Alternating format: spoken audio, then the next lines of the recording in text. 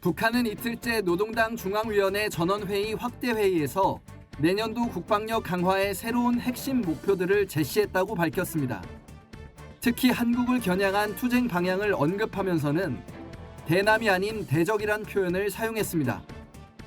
현 상황에서 우리 당과 공화국 정부가 국권 수호, 국익 사수를 위하여 철저히 견지해야 할 대외 사업 원칙과 대적 투쟁 방향이 명시되었으며 다음 달 발간될 우리 군의 국방백서에 북한군은 주적이라는 표현이 6년 만에 부활할 것으로 알려지면서 이를 의식한 것이란 해석입니다. 강대강 선대선 그리고 정면 돌파 이것을 계속 유지할 것으로 보이고 특히 새로운 핵심 과업 이 부분에 대해서는 아마 우리처럼 개념한 전술핵 실전 배치를 필요한 여기에 집중하겠다는 전략이 담긴 것이 아니겠나 이렇게 분석합니다. 앞서 북한은 지난해 1월 제8차 노동당 대회에서 국방력 발전 5개년 계획의 핵심 5대 과업을 제시했습니다. 고체연료 ICBM 개발을 비롯한 핵무기 발전에 초점을 맞췄는데 전원회의에선 이런 과업들이 구체적으로 제시됐을 것으로 보입니다. 북한은 남은 전원회의에서 경제와 사회 등 각 분야에 대한 보고를 마친 뒤 구체적인 발언 내용을 공개할 것으로 보입니다.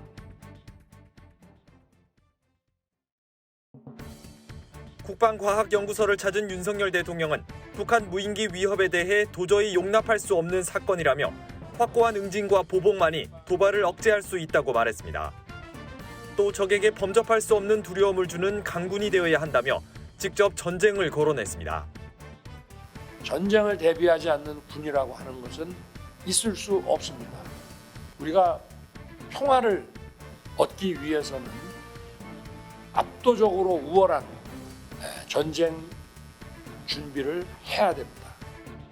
윤 대통령이 전쟁 준비까지 언급한 건 문재인 정부 당시 평화 목적의 국방기조 탓에 군 기강이 약해졌다는 판단에 따른 것으로 보입니다. 대통령실 고위 관계자는 지난 5년간 평화 강군을 추구하느라 북한에 맞서 싸울 수 있는 준비는 많이 허물어졌다며 답답한 부분이 많다고 지적했습니다. 위장된 평화로는 우리의 평화와 안보를 지킬 수 없을 뿐 아니라 그 기반마저 다 무너진다는 것을 확실하게 깨달아야 하겠습니다. 이어 정례 NSC 상임위원회에 참석한 윤 대통령은 북한의 무인기 도발은 우리의 정상적 국가 기능을 교란하고 사회적 불안을 조성하기 위한 것이라며 재차 규탄하고 대응 방안을 강구할 것을 지시했습니다. 무인기 대응을 주도하고 있는 윤 대통령은 오는 1월 1일 생방송될 10여 분간의 신년사에서도 북도발에 대한 강경한 대응을 강조할 것으로 보입니다. 윤석열 대통령은 어제 오찬 일정을 취소하고 대통령실 참모들과 긴급회의를 열었습니다. 윤 대통령이 북한에 핵이 있다고 해서 두려워하거나 주저해선 안 될 것이라고 강조했습니다. 9.19 합의 위반이 일상화된 건 정상적인 상황이 아니라면서 군이 더욱 확고한 대비 태세를 갖추라는 취지입니다. 윤 대통령은 북한의 어떤 도발에도 확실하게 응징 보복하라. 그것이 도발을 억제할 수 있는 가장 강력한 수단이라고 말했습니다. 윤 대통령은 북한 무인기 한 대에 대해서 우리도 두세 대를 올려보내라고 직접 지시했습니다. 대통령실 관계자는 북한 무인기 침범 당시 원점 타격도 준비하면서 확전 위험도 각오했다라고 상황을 설명했습니다. 또 무인기 침범 다음 날인 27일 윤 대통령은 이종섭 국방부 장관에게 그동안 무엇을 했느냐며 경로한 것으로 알려졌습니다. 윤 대통령은 오늘 국방과학연구소를 방문해 무인기 등 비핵물체에 대한 감시, 정찰 요격 시스템과 공격용 미사일 개발 상황을 점검할 예정입니다. 단거리 지대공 미사일 천마입니다. 레이더에 적의 소형 무인기가 잡힌 상황을 가정해 장병들이 사격 준비에 들어갑니다. 무인기를 탐지하고 식별후 추적해 요격하는 훈련입니다. 합동참모본부가 북한의 무인기가 우리 영공을 침범한 상황을 가정해 양주시 가남리 일대에서 합동 방공 훈련을 했습니다. 앞서 군은 북한이 도발했을 때 민가 피해를 우려해 목표물을 조준 사격하지 않았습니다. 이번 훈련에선 이런 상황을 상정해 목표물을 모의 타격하는 훈련까지 실시됐습니다. 가남리 비행장 일대에서 합동참모본부 주관하 지작사, 공작사, 항공사 등이 참가한 가운데 적 소형 무인기 대응 상황을 가정하여 실전적인 합동 방공 훈련을 실시할. 합참이 주관의 육해공 가용 자원을 모두 동원하는 실전 훈련은 2017년 이후 5년 만입니다.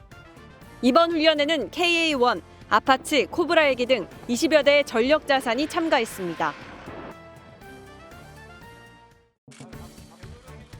통일부가 9.19 군사합의가 무효화되면 2018년부터 중단된 대북 확성기 사용을 재개할 수 있을지 법률 검토를 하고 있다고 밝혔습니다. 현재 남북관계발전법 24조에 확성기 사용이 금지돼 있는데 군사합의가 파기되면 이 조항도 적용되지 않는지 분석 중이라는 것입니다. 북한 재침법으로 9.19 군사합의 효력이 정지되면 지상과 해상, 공중에서의 적대 행위를 중지한다는 핵심 내용도 없어지므로 북한이 가장 싫어하는 확성기 카드부터 쓰겠다는 뜻으로 해석됩니다.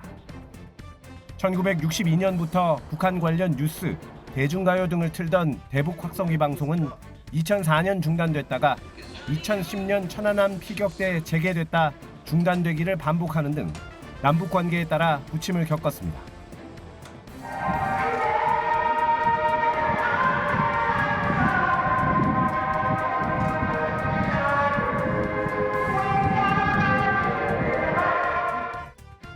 또 군사합의에 의해 중단된 군사분계선 5km 안 포병 사격 훈련, 군사분계선 10km 내 회전익 항공기 비행도 재개될 수 있고 당시 부쉈던 비무장지대 감시 초소도 재건될 수 있습니다.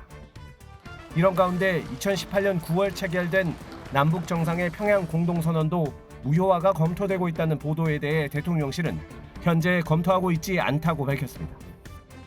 다만 적대 관계를 해소하자는 내용의 평양 공동선언을 어떻게 구체화할지를 적은 문서가 9.19 군사합의서인 만큼 두 합의의 무효화를 함께 검토할 수밖에 없다는 분석도 나옵니다.